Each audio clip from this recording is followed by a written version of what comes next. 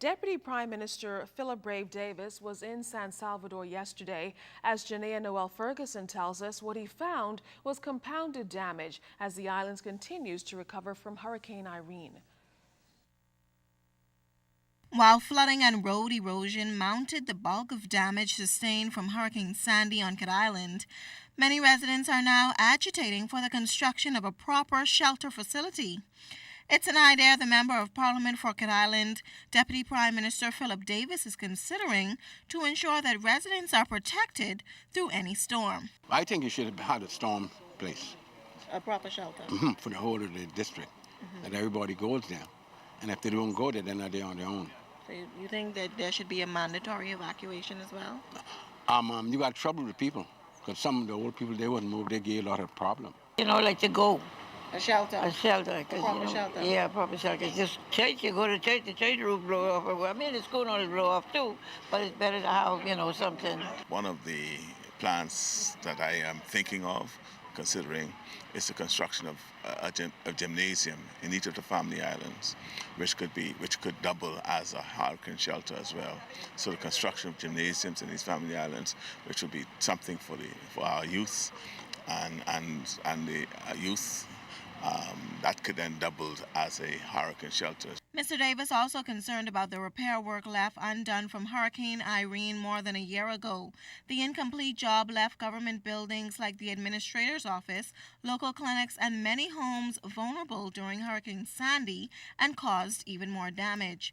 The Works and Development Minister said an assessment of these structures was done, but little effort was given to make the necessary repairs. We started, and the hurricane has come, and hopefully now we'll be able to complete it with the hurricane season ending, and we'll do it in such a way that whenever another comes, the work that has to be done in restoration will not be as much. While Hurricane Sandy did not cause extensive damage in Cat Island, it did eat up the roadways like this one here in the Noses community. My suggestion right now, we can't do nothing about this. The ocean is here.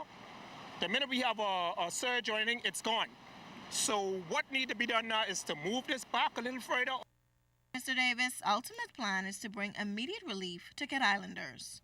I think that there'll be efforts to meet all the needs of the residents here in Cat Island as quickly as we can. Residents of San Salvador say they fared well during Hurricane Sandy, but it's what happens after the storm that took us by surprise. If you look behind me, work crews are working feverishly to remove the sand from in the road, the sand that came over after the storm, possibly by a storm surge. Amazing to see the boulders that came out of the water onto the road and onto the other side of the road. The waves just picked them up as though they were little pebbles. It's an amazing sight to see. Talk about loss of property for residents here. We had about maybe half a dozen folks that lost their houses on this stretch here. Water got into the house maybe 4, 5, 6 inches at the most. It was sad to see some folks, to see the furniture floating in the houses. It was rather a sad sight. These homes are now closed until residents can begin their restoration efforts. And when I wake up, all this beach sand and all the water came in, rushing in, and I was so afraid, I don't know what to do. So you thought you guys were in the clear after the storm? Yeah, we thought we was in the clear, everything was over. But surprisingly... Yeah, the storm, the surge just hit us. Well, I had to see. The ocean came straight through. Everything was washed up. We took out as much of the water as possible that we could have taken out, but we still have some sand and other stuff that is left. Waiting to see the weather break, where we can really get some work done in there.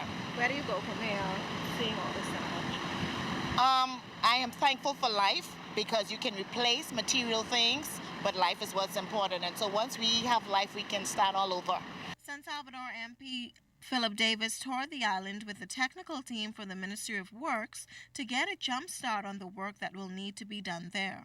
People, they're assessing, and so we have to hear from them how best we can meet the challenges of a hurricane, impending hurricanes, and how to first of all protect our lives, firstly, and secondly, property.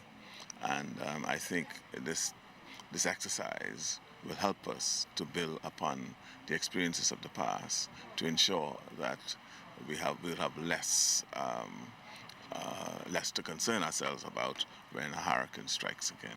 Janae Noel Ferguson, ZNS News Network.